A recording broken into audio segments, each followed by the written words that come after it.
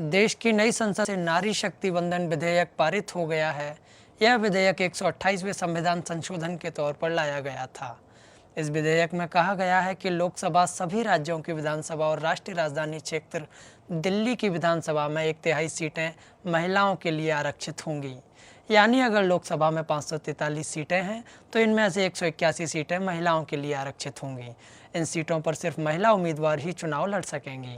क्या इस बिल के आने से भाजपा सरकार को आने वाले चुनाव में फ़ायदा हो सकता है, ये आप हमें कमेंट बॉक्स में ज़रूर बताएं। और क्या क्या है इस बिल में विस्तार से बताएंगे। नमस्कार, मेरा नाम अमन है और आप NS24 इंडिया देख रहे हैं। सबसे पहले जानिए इस बिल में क्या क्या प्रावधान किए गए हैं। इस विधेयक के मुताबिक महिलाओं के लिए आरक्षण नई जनगणना और परिसीमन के बाद लागू किया जा सकेगा।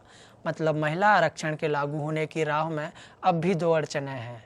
पहला जनगणना और दूसरा परिसीमन। इसमें यह भी कहा गया है कि आरक्षण शुरू होने के 15 साल बाद यह प्रावधान अपने आप निरस्त माने जाएंगे। इस विधेयक में लोकसभा और राज्य विधानसभाओं में SC/ST सीटों में से 1/3 सीटें भी महिलाओं के लिए आरक्षित होंगी। विधेयक के अनुसार प्रत्येक परिसीमन प्रक्रिया के बाद लोकसभा और राज्य विधानसभाओं में महिलाओं के लिए आरक्षित सीटों की अदला बदली होगी। अगला सवाल है, क्या संसद में बिल पारित होने से सभी राज्य की विधानसभाओं में भी यह बिल लागू हो जाएगा? तो जवाब है हाँ, बस छोटी सी प्रक्रिया है, क्योंकि विधानसभा सीटों में भी बदलाव होगा। ऐसे में आधे से ज़्यादा राज्यों की सहमति भी ज़रूरी होगी। अगर सभी राज्यों की विधानसभा प्रभावित हो रही है तो उस राज्य की विधानसभा भी सरकार से मांग कर सकती है कि हमारी सहमति भी लीजिए। सवाल नंबर 3, क्या आने वाले विधानसभा चुनाव से ही मिलने लगेगा महिलाओं को आरक्षण? जवाब है नहीं। विधेयक में साफ तौर पर लिखा है कि महिलाओं के लिए 1/3 रिजर्वेशन डिलिमिटेशन यानी परिसीमन के बाद ही लागू होगा। विधेयक के कानून बनने के बाद जो पहली जनगणना होगी उसके आधार पर परिसीमन होगा।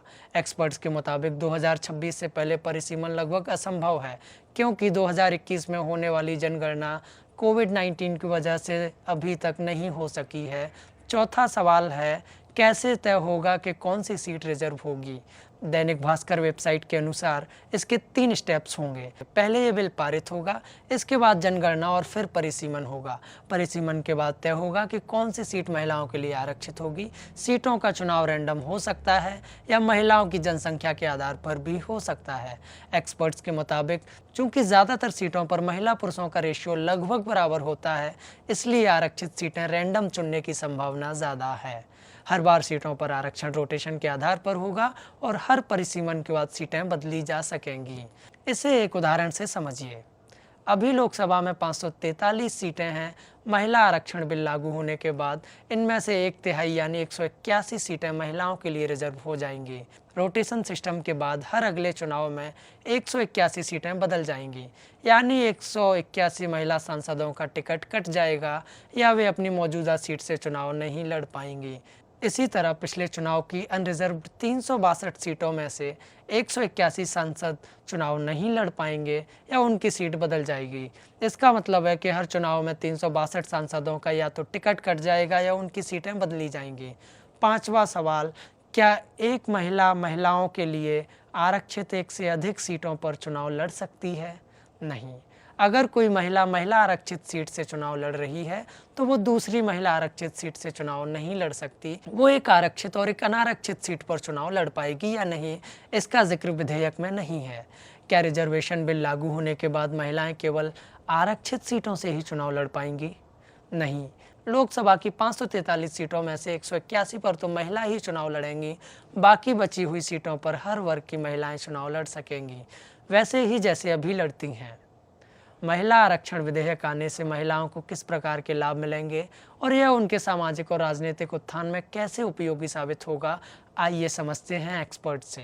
तो हमारी राजनीतिक समता थी, उसमें अभी जो महिलाओं का हिस्सा था वो काफ़ी पीछे था। वर्तमान परिस्थितियों में भी महिलाएं केवल 15% प्रतिनिधित्व करती हैं हमारी लोकसभा में, जो कि यदि हम महिलाओं का प्रपोर्शन हमारी डेमोग्राफी में देखें, यदि हम अपने पॉपुलेशन में महिलाओं का प्रपोर्शन देखें तो उससे काफ़ी कम है। भारतीय संविधान जब लोगों को समता का अधिकार देता है तो वह न केवल एक विधि के रूप में, एक विधि के सिद्धांत के रूप में समता का अधिकार देता है, जबकि वह उसको वास्तविकता बनाना चाहता है, कि वह वास्तविकता में हम सभी लोगों को वर्ग, जाति, धर्म, लिंग के आधार पर लोगों को, सभी लोगों को समानता दे सकें। तो वह ना केवल डी जोर राइट ग्रांट करता है, वह डी फैक्टो राइट भी ग्रांट करता है। अनुच्छेद 15 की जो उपखंड 3 है, वही भी हमारी जो न्याय विधायिका है उसको ये अधिकार देता है कि वो महिलाओं एवं बच्चों के अधिकारों के लिए और उनके अधिकारों के लिए नियम बना सकें। तो हमारी जो मुख्य रूप से जो संरचना है संविधान की, वह संरचना महिलाओं एवं पुरुषों को बराबरी का अधिकार देती है, किंतु अभी तक जो हम वास्तविक परिस्थिति देखें तो महिलाओं के अधिकारों के लिए पुरुष वर्ग ही अभी तक विधायिका में नियम या कानून बनाते आया है। जो वह पुरुष महिलाओं की जो समस्याएं हैं, उनके प्रति जो अत्याचार हैं, उनके जो अन्याय हैं, वह अपने दृष्टिकोण से उनको देखता है और उनके समाधान प्राप्त करता है। जब महिलाओं को 33% आरक्षण मिलेगा तो न केवल उनका सामाजिक पृथक्करण दूर होगा, उनको हमारी विधायिका में समान अवसर प्राप्त होंगे, जिससे कि वह अपनी समस्याओं को अपनी दृष्टिकोण से देश के समक्ष रख सकेंगी और उनका समाधान अपने दृष्टिकोण से प्राप्त कर पाएंगी। बिल के प्रावधान आप समझ गए, अब आते हैं इसके इतिहास और बिल पर हो रही राजनीति पर। इंदिरा गांधी 1975 में प्रधानमंत्री थी तो टुवर्ड्स इक्वालिटी नाम की एक रिपोर्ट आई थी।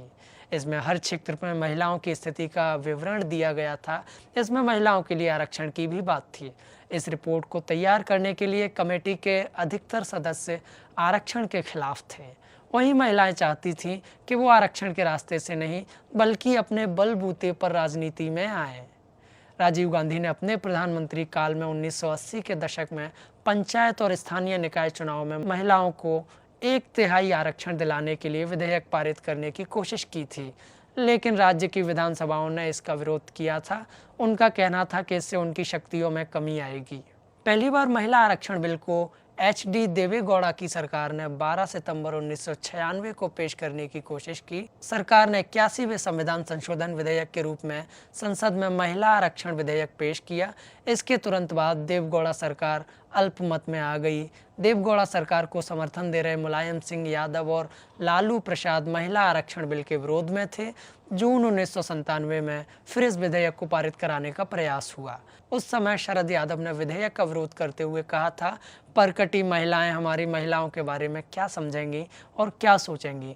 1998 में 12वीं लोकसभा में अटल बिहारी वाजपेयी की NDA की सरकार आई।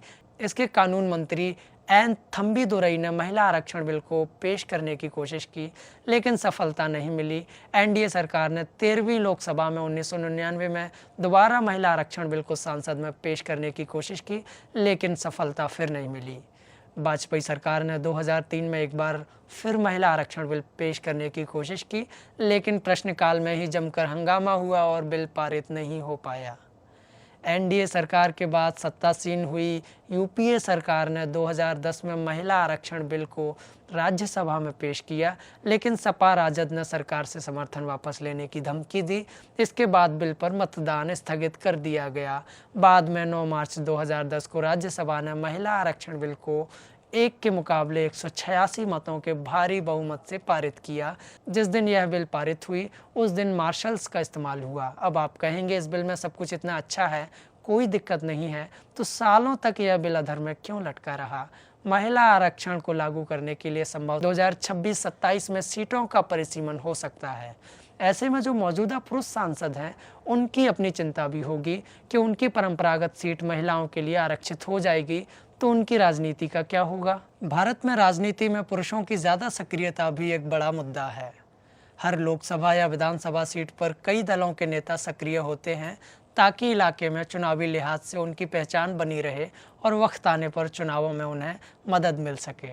अविनाश प्रधान कहते हैं, इस मामले में ज़्यादा समस्या BJP के साथ होगी, क्योंकि दूसरे दल वाले तो अपनी पत्नी या घर की किसी महिला को टिकट दिलवा देंगे और उन्हें इससे परहेज भी नहीं है।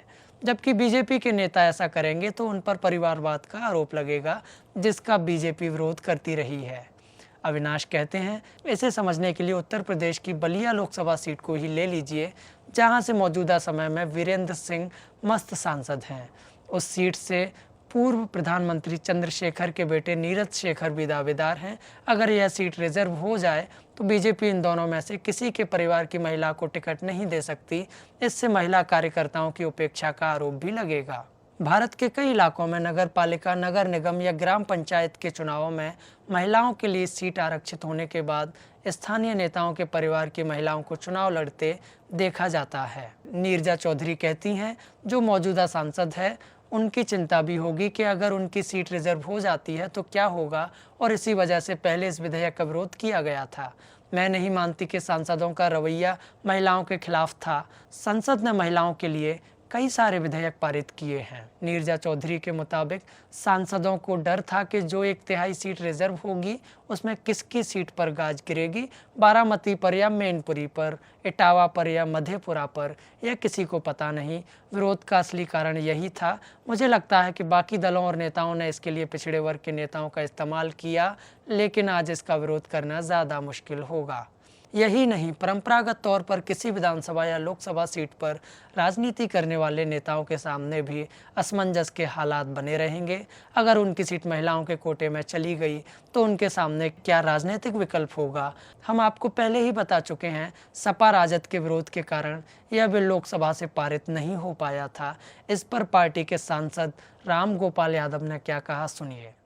ऐसा है, इस संसद में पहले भी बिल इंट्रोड्यूस किया गया था, राज्यसभा में पास भी हो गया था, उसे वापस दिया जाएगा। ये लाया गया है, 29 से पहले आएगा नहीं। ये महिलाओं को बूथ बनाने वाली बात है कि नहीं? हम तो सपोर्ट कर ही रहे, हालांकि हमारा मांग रही है और रहेगी, आगे भी रहेगी। मैं जानता हूं कि सदन में और बहुमत प्राप्त जो दल है उसके अंदर एंटी ओबीसी लोग बैठे हुए हैं। वे ओबीसी महिलाओं को आरक्षण देने नहीं देंगे। एक वक्त ऐसा जरूर आएगा, वी आर होपिंग, एक वक्त ऐसा आएगा जब हिंदुस्तान की इस नई संसद में ओबीसी महिलाओं के समर्थक संसद सदस्यों की ज्यादा होगी। उस वक्त हम इसको पास करवा लेंगे। महिला आरक्षण में आरक्षण का मुद्दा अकेले सपा और राजद नहीं उठा रहे हैं। इस पर कांग्रेस के वरिष्ठ नेता सोनिया गांधी ने बुधवार को संसद में क्या कहा, वो भी सुनिए। भारतीय राष्ट्रीय कांग्रेस की मांग है, लेकिन इसके साथ ही कास्ट सेंसस कराकर schedule caste, schedule tribe, OBCs की महिलाओं के आरक्षण की व्यवस्था की गई। अब आप ही तय कीजिए कि इस बिल पर राजनीति हो रही है या नहीं। अगर हो रही है तो कौन कर रहा है, ये आप हमें कमेंट करके बताइए। ऐसे और भी वीडियोस देखने के लिए चैनल को सब्सक्राइब कीजिए। अपना ध्यान रखिए। नमस्कार।